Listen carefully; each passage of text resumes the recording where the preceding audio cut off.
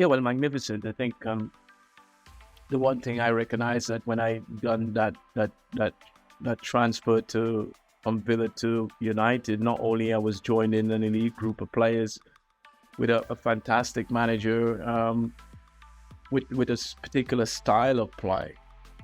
I felt like I needed to change my game slightly, certainly in the early stage where I used to come deep and collect and sort of be that link guy at Villa and connect the team from midfield to the attacking positions. And then when you got someone like Bex who, for the qualities that he does possess, which is delivering the football at an incredible consistent level, you just realize that you didn't need to come into those pockets or areas to make that link. And if I did, then when the ball get to David Becks and get to Giggsy on the opposite side, the ball would come in with such quality. And if you're not in or position or get yourself in a position to get on the end of it, it will bypass you. And so I would say the first 2 to 3 weeks, I recognized that very early, that I didn't need to get involved in the midfield area. So Bex was instrumental to me scoring the goals that I've scored, and likewise Giggsy on the opposite side was quite incredible. The team that I played at United was undoubtedly the best team in Britain for a very, very long time, and the combination in midfield works extremely well with Cole's quality passing and vision in midfield, with Roy Keane tenacious and leadership quality. It was just a perfect balance, and so football was such a joy to play at that particular time. So to single out Bex just alone was a little bit, far-fetched in my opinion, because the quality was all around in that team.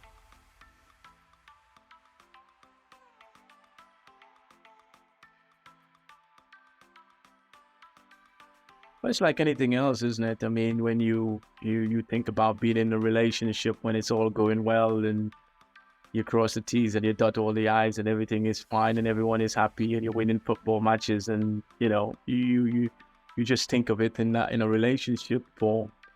It's great, isn't it? Everybody is happy-go-lucky and free-flowing football and laugh and joke and da-da-da. And there come a point where you come through a difficult stage of your career, whether you're playing, whether you're in the media too much, the manager is a little bit more edgy than before and he's not as friendly as he is, or your form is deteriorating, not being as consistent as you have been. Those relationships do take its toll, because now that I'm a manager, you're not just managing that individual, but you got to manage the rest of the team and manage the other players who are seeing dip in form and you still not performing as well. So like I said, it's like anything else, and it's not just deteriorate, it's just come a stage after a number of years that whether it's form, whether the relationship is taking a turn for the worse in many respects, or you get a little bit older, you're not as fast as you are, and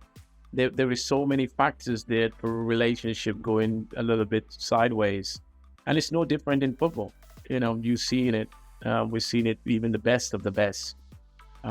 When you're out of form and you get a little bit old, these clubs move you on. And so Alex Ferguson, I think, for all the greatness he has achieved and been the father figure, as we all keep saying that he is a fair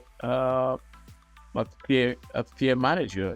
There's no gray areas with him. There's black and white. Either you perform at a high level. If you don't, you out the team and he's move you on, and you bring in other individuals who are younger, faster, and eager to be part of United, and that's just what it is.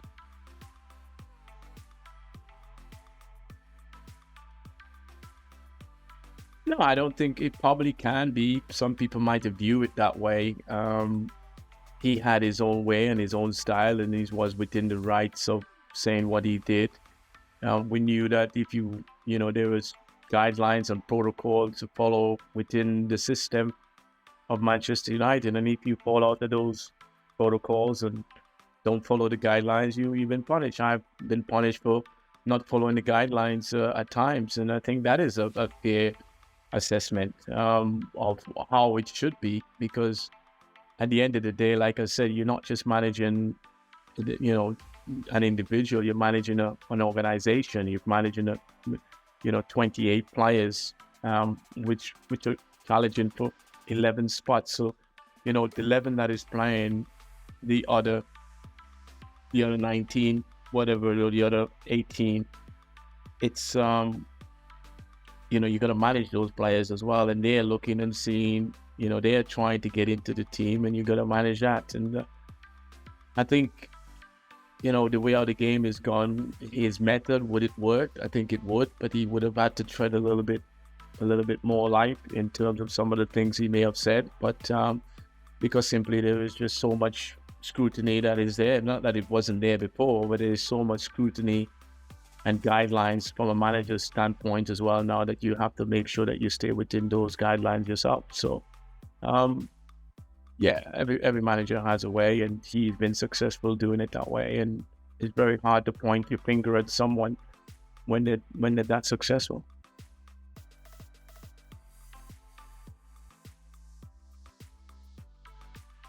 But I think it's obvious. The biggest achievement is obviously we given the opportunity to manage at a club that has only been 3 years into the A League, and obviously gone on to win the cup and get them qualifying for Asia Champions League. It's quite remarkable in such a short space of time. The disappointment obviously comes with the fact that having to leave the club in the way that we did, really felt for the players. I felt they were cheated in the sense that we were making good stride, and a strong possibility of being in that top 4, top 6 of, getting a chance to try and win another competition. I think the players been cheated by that, in my opinion. And then of course, just the way how the whole thing is unfolded at that particular time wasn't particularly great. And so for me, but huge admiration in giving that job and learning experience for me as an aspiring coach, of trying to be the very best and trying to get to the very top of the ladder.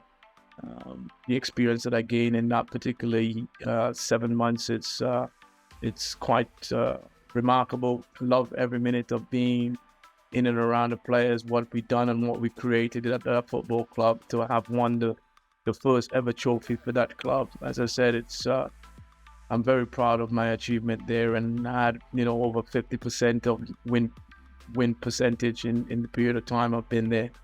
So yeah, that in itself is a real positive. On the flip side of that, obviously disappointed the way how things have done there, and I'm gone, and I just felt that the players deserve a lot better than what they have, and I felt for the players, not so much for me. I will get up and dust myself down and get on with it and get another opportunity. But I felt that there was a chance that missed in a great sense for the players of trying to try and win another competition. And I think that was the biggest disappointment in my opinion.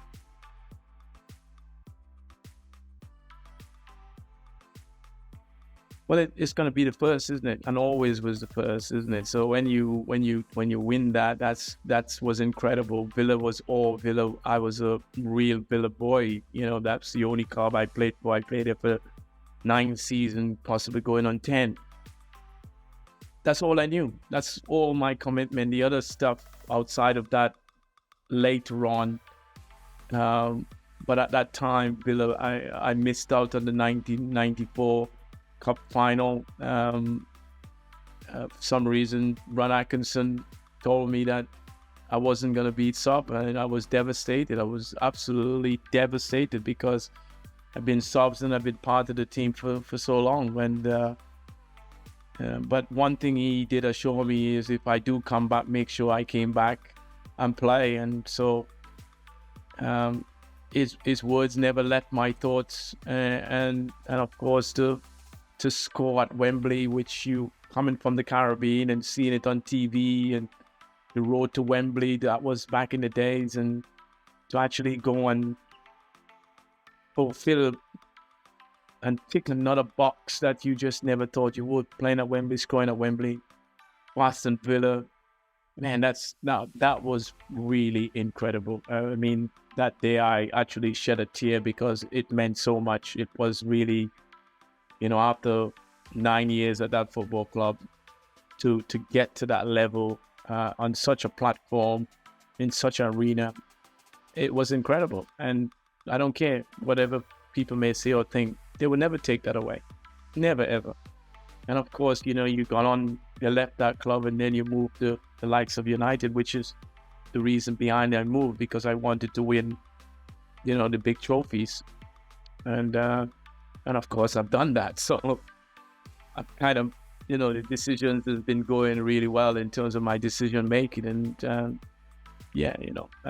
as much as people were sad and disappointed that I left Villa, but I left Villa and I would only leave Villa for that very reason for Man United. It was quite incredible, mate. That's they will never take that feeling away from me at Carabao Cup, as we call it now, for Aston Villa.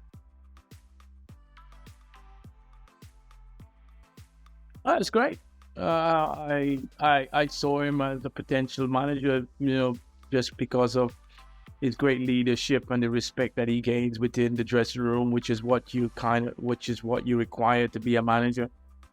I've said it time and time again. Roy Keane has all the potential to be a great manager, and he should have been. And but Roy Keane is his own problem. Really, he's his own problem. Saying it as it is. If he a little bit more guided and a little bit more cuter in some of his approach, I think he will be current managers of Man United today. But Roy Keane live and die by the way he sees things, and that's fine. And when it goes your way, it's great. But love playing under Keane, love my time being there, get to see the transition from him, learned a lot what to be like and what not to be like. But I do still believe that for all the wrong that has come out of what might have been in what have come out in terms of him as a manager, I still believe, knowing the individual and playing under him, he will be even a better manager at international level. Because the simple reason I said that, and I really meant that, and I've said it time and time, and I will probably say it again.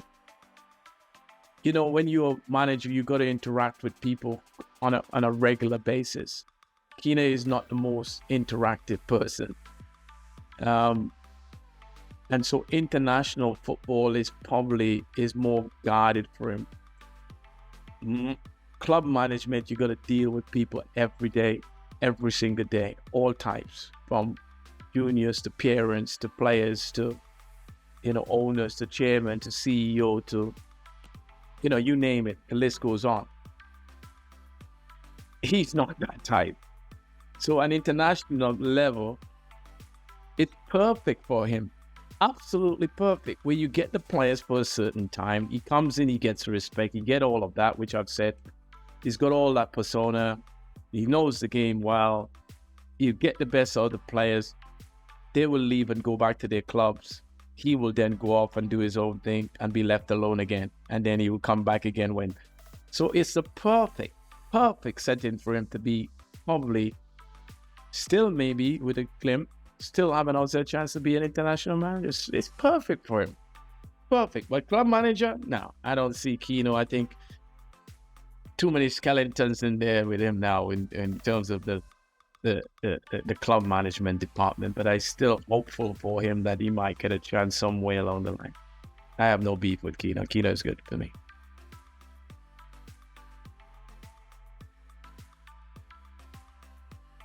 So if it's small goal level, that's easy. So Schmeichel is not a problem. I gotta leave him out. I don't need him in the back there. Okay, so small goal will be Yap Stamp, Paul McGrath. I'll go Roy Keane, Scholes. Do I pick myself? Yeah, Paul McGrath was awesome. Yap Stamp, solid in the back there. I'll put No, so I'll change that because my two defenders are great. I need more attacking, so I will put Scholes. Giggsy was a great five-a-side player, Giggsy. And then obviously me up top.